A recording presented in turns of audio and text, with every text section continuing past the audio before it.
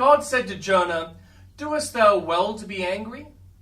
Anger is not always or necessarily sinful, but it has such a tendency to run wild that whenever it displays itself, we should be quick to question its character with this inquiry: dost thou well to be angry? It may be that we can answer yes. Very frequently, anger is the madman's firebrand, but sometimes it is Elijah's fire from heaven. We do well when we are angry with sin because of the wrong which it commits against our good and gracious God, or with ourselves because we remain so foolish after so much divine instruction, or with others when the sole cause of anger is the evil which they do. He who is not angry at transgression becomes a partaker in it.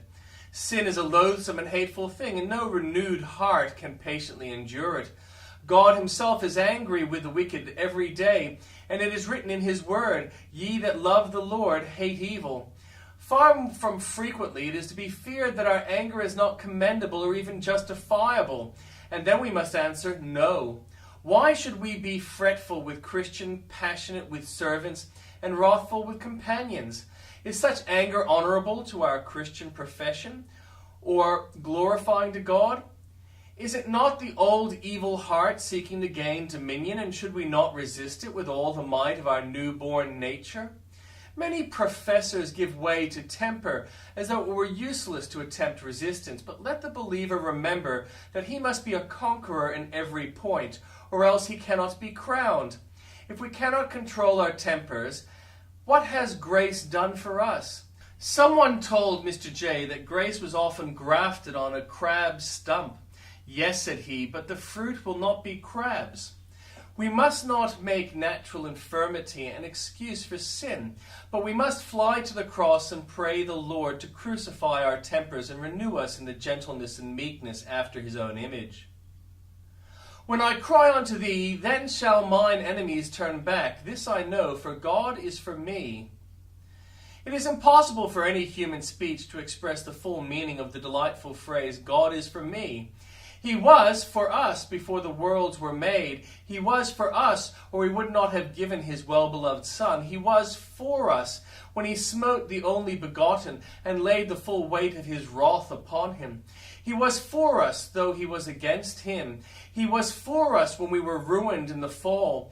He loved us notwithstanding all. He was for us when we were rebels against him, and with a high hand were bidding him defiance. He was for us, or he would not have brought us humbly to seek his face. He has been for us in many struggles. We have been summoned to encounter hosts of dangers. We have been assailed by temptations from without and within. How could we have remained unharmed to this hour if he had not been for us? He is for us with all the infinity of his being, with all the omnipotence of his love, with all the infallibility of his wisdom. Arrayed in all his divine attributes, he is for us, eternally and immutably for us.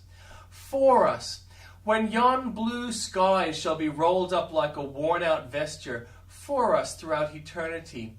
And because he is for us, the voice of prayer will always ensure his help. When I cry unto thee, then shall mine enemies be turned back. This is no uncertain hope, but a well-grounded assurance. This I know. I will direct my prayer unto thee, and will look up for the answer, assured that it will come, and that mine enemies shall be defeated. For God is for me. O believer, how happy art thou with the King of Kings on thy side! How safe with such a protector! How sure thy cause pleaded by such an advocate! If God be for thee, who can be against thee?